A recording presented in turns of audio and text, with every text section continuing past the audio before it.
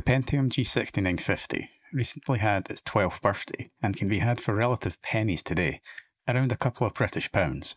So just how does this dual-core CPU based on the predecessor to Intel's legendary Sandy Bridge architecture perform today?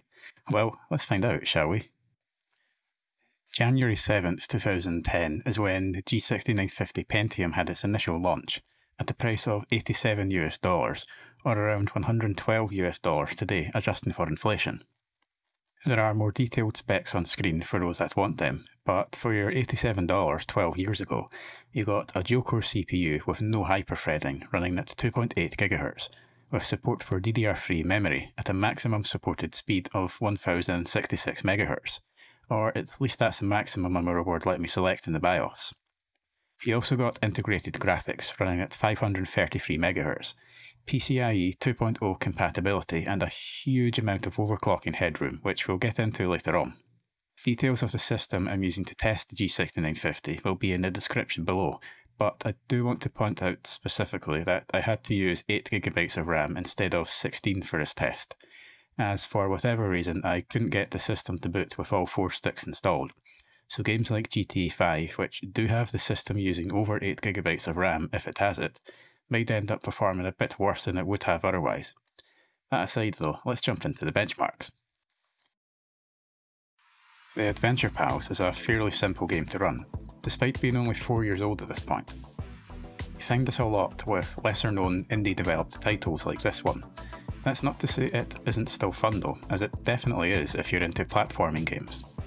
With very little in the way of graphical settings, of which all of them are on apart from screen flash, which I've disabled in case it triggers anyone's epilepsy. The game runs great. It does have regular, noticeable but quite brief hitches throughout though. I'm not actually sure what causes these exactly, as the CPU isn't being fully utilised at all, which you can see from the performance overlay on the screen right up there. But I have noticed that more powerful CPUs seem to not have this problem. That aside, there aren't any other real issues to speak of.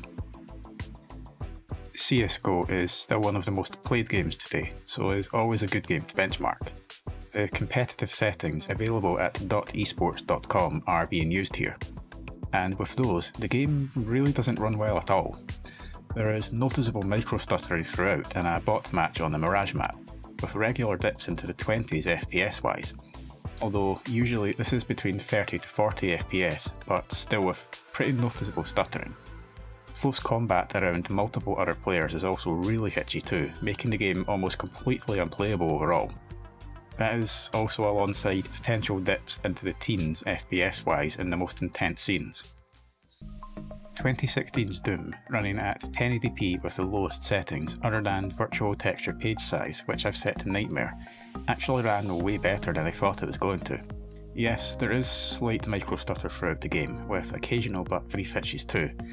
Yes, there are dips in FPS to below 30 in the most intense battles, and yes, in these really intense scenes, like the battle once you open the airlock in the second mission for example, the game can noticeably slow down a little. But overall, these issues aren't anywhere near bad enough to actually stop you from playing the game, and enjoying it for that matter. Like I said, it's actually quite surprising just how well the game performs, given the age of the G6950 compared to the game itself, the game releasing 6 years after the G6950 did.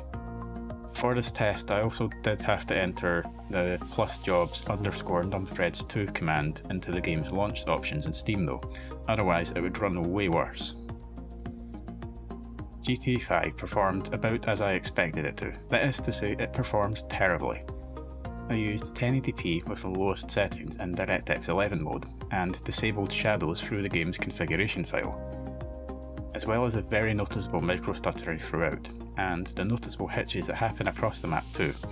The biggest issue was the object and texture popping. This is a common issue in GTA 5 with older processors when using Windows 10. That doesn't seem to happen with Windows 7.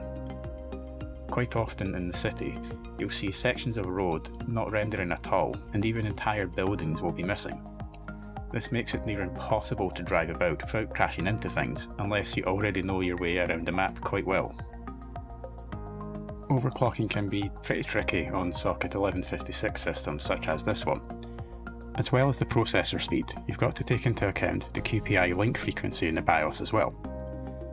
On Clarkdale-based processors such as the G6950, the QPI link is the thing that connects the CPU cores to the memory controller, which is on a separate chip. So having the QPI speed too high can cause memory stability issues on its own. That aside, the Pentium G6950 has huge overclocking potential. From a stock speed of 2.8 GHz, this particular 6950 managed as high as 4.73 GHz at 1.408 volts in a couple of games. However, for the majority of the benchmarks, I needed to drop this to 4.62 GHz at the same voltage. That said though, this is still a massive increase over the standard 2.8 GHz speed. We saw almost no change in the Adventure Pals, which was one of the games stable at 4.73 GHz. The processor wasn't even being fully utilised pre-overclock, so it was never going to see a big difference, if any anyway. That said, I think, emphasis on think, that the little stutters that happened throughout are a bit less noticeable, although that could just as likely be a placebo. But the higher 1% and 0.1% lows could suggest that maybe it is a real difference. CSGO, which was the only other game today that was stable at 4.73 GHz, had a couple of updates after I did the pre-overclock tests, which I wasn't quick enough to stop in time. So the results may be a little different than they would have been otherwise. Although I wouldn't expect much of a difference, if any, given how old the 6950 is now. The big dips in FPS we saw pre-overclock were now gone. There could still be some noticeable hitches that could affect close combat in the first round. However, the micro-stuttering we saw throughout was far better. So, despite the problems the game still has running on the G6950, their performance improvement from the overclock is massive and noticeably so. Back into 2016's Doom, and this along with GTA 5 needed dropped to 4.62 GHz for stability. Overall, this was another game that saw quite a sizable improvement. There was still slight micro-stuttering throughout, and places where it did get worse for a while, like the battle outside of the airlock in the second mission, which saw dips to the mid-40s FPS wise. And there could still be the occasional brief hitch as well, but overall the big FPS dips were gone, as were the slowdowns in gameplay when it came to the most intense scenes. GTA 5, despite also seeing a huge improvement, remains unplayable. The issues we saw pre-overclock are massively improved, as I'd been expecting, but they're still pretty bad, and the texture and object popping specifically is still really intrusive, leaving you to still need to drive by memory at times, or just crash into things that haven't even rendered yet. Cutscenes do load a lot quicker though, which is a positive at least. So, to conclude, 12 years on, the Pentium G6950 would still do quite well in an ultra low power build for general desktop use today. It can game to an extent though. I mean, it held up a lot better in the games than I thought it would, minus GTA 5, although the issues in that game are specific to running it on Windows 10 with older CPUs. It's ideally suited to less demanding indie titles like the Adventure Pals, so it would be a good choice for a gaming PC if you have no interest in more demanding AAA titles. It's also a fantastic overclocker as well. Thanks for watching my little look at the Pentium G6950, part of the same family that includes the first gen Core i3s, i5s and i7s.